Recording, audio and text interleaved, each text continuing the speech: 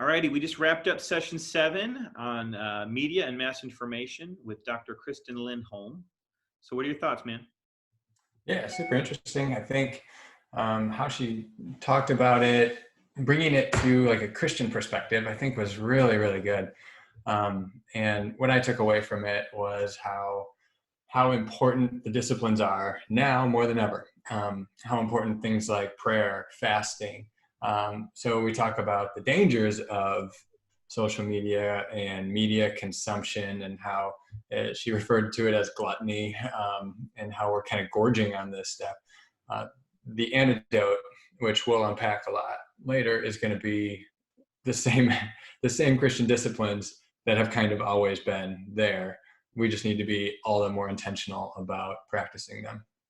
Yeah, I was thinking about the desire to create like a clear narrative, and it's something that we can blame it on the media, of course, if we want to. But I also think I was thinking about how some of it's about what's in us to like we want to reconcile what's happening and create a reason why it's happening. So if I can blame it on that person, or if I can, and if that's what you're trying to do, you'll be able to find media that does that for you. So I think it's really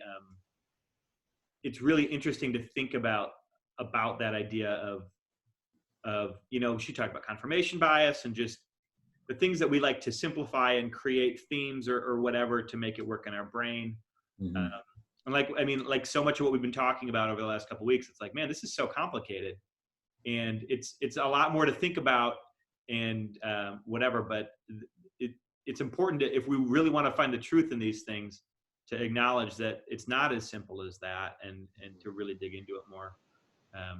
So yeah, man, it was good. And yeah, I totally agree with what you said about just the amount that people consume and how much it's affecting us. That's a big thing that, I need to think about for myself, for my family, my kids, and all that too.